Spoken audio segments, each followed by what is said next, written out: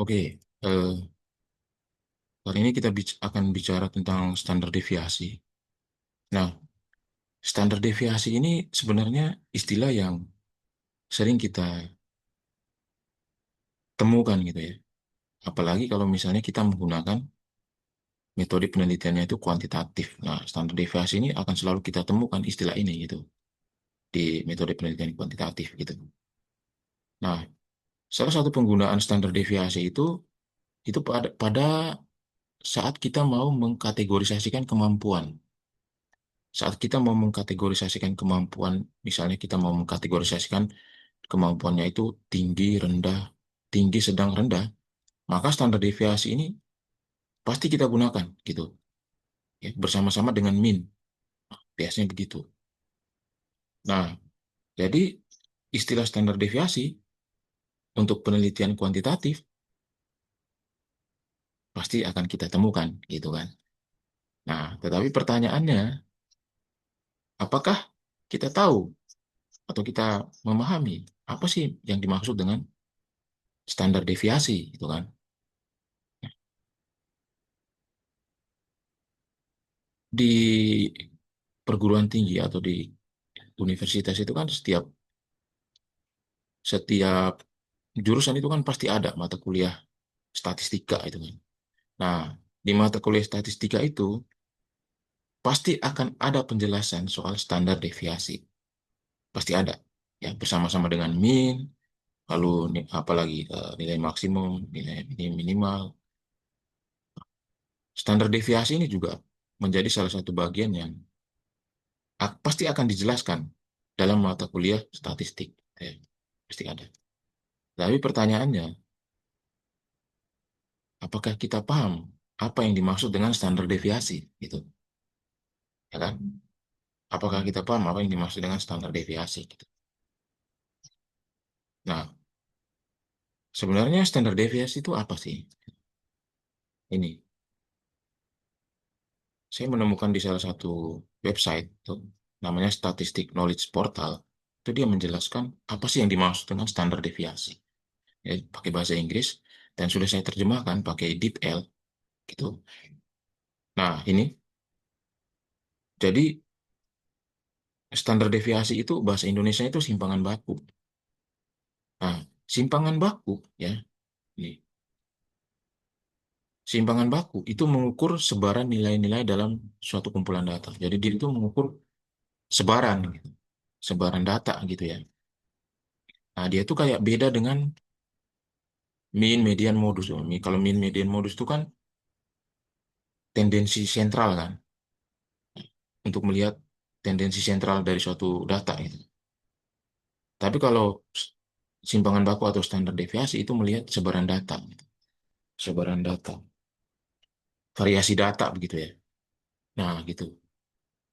Nah, simpangan baku yang tinggi menunjukkan sebaran nilai data yang luas, sedangkan simpangan baku yang rendah menunjukkan sebaran nilai data yang sempit dan terpusat di sekitar rata-rata kumpulan data.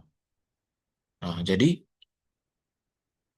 eh, semakin tinggi nilai simpangan baku atau standar deviasi, itu data itu akan semakin heterogen. Data itu akan semakin heterogen atau semakin bervariasi. Tetapi kalau simpangan baku atau standar deviasi ini nilainya kecil, maka data itu cenderung homogen. Data itu cenderung memiliki nilai yang sama gitu, cenderung homogen seperti itu. Nah, coba kita eh, memperjelas ini menggunakan data gitu ya. Nah, di sini saya punya data seperti ini. Jadi ada data satu, data dua, data tiga. Nah, kita contohkan saja ini data nilai matematika begitu ya. Nah, di data satu, 9 orang ini memiliki nilai matematika yang sama. Nih, 5 semua tuh. Lalu nilai rata-ratanya kan pasti 5 kan, ya kan? 5 nih nilai rata-ratanya. Nah, sekarang coba kita lihat nilai standar deviasinya, STD. Nah, ini dia standar deviasi. nol. Ya. Standar deviasinya nol. Mengapa? Karena ini homogen, sama semua, sama semua nilainya, ya, sama semua nilainya. Maka nilainya nol gitu. Coba kita ubah nih. Di sini tuh misalnya di sini 6, ya kan? Di sini 4, ya kan? Ini tuh average-nya sama, kan? Average-nya sama ini, contoh. Oke, berbeda. 5 nih average-nya. Tetapi STD-nya pasti meningkat karena dia tidak sehomogen yang tadi, ya kan? Tidak sehomogen yang tadi. Yang ini tuh ada sedikit variasinya nilainya. Nah, jadi 0,5, ya kan? Jadi 0,5 dia. Jadi semakin dia itu heterogen, maka nilai standar deviasinya juga semakin meningkat gitu. Nah, di data kedua ini agak sedikit berbeda, ya kan? Nilainya itu sedikit lebih bervariasi dibanding data yang pertama. Tapi ini rata-ratanya juga sama, 5. Ya. Nah, 5 juga. Tapi eh, nilai standar deviasinya pasti beda gitu. Ya kan? Ya kan? 0,7 gitu. 0,7. Kalau yang ini 0, yang ini 0,7. Karena itu tadi. Di sini itu lebih bervariasi datanya dibanding yang ini. Ya, lebih sedikit heterogen lah di sini dibanding yang ini. Yang ini kan homogen, homogen penuh ini, homogen penuh. Kalau ini kan lebih sedikit heterogen. Nih, makanya nilainya 0,7 tadi. Nah, data ketiga lebih lebih heterogen lagi. Karena dia lebih heterogen, pasti standar deviasinya lebih tinggi lagi. Walaupun dia ini heterogen, tapi nilai average-nya itu 5 juga. Sama ketiga data ini. Ya. Ketiga data ini nilai rata-ratanya sama, 5. Cuma mereka ini berbeda di standar deviasinya.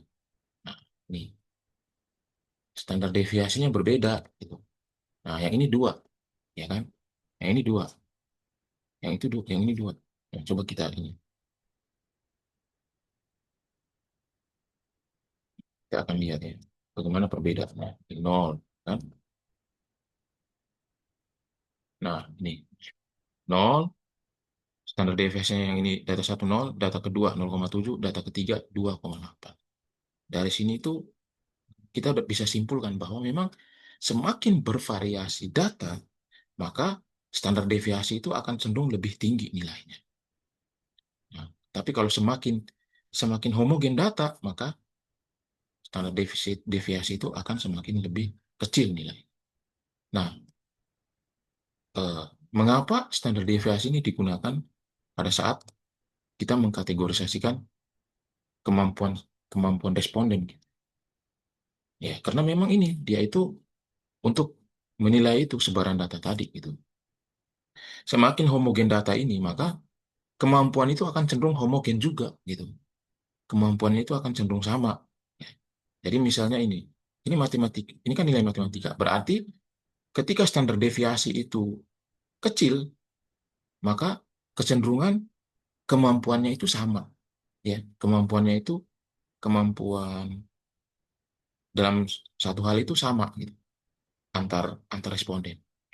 Tapi kalau semakin heterogen, ya, eh, eh, atau semakin tinggi nilai nilai standar deviasi, itu menunjukkan kemampuan juga cenderung lebih heterogen gitu.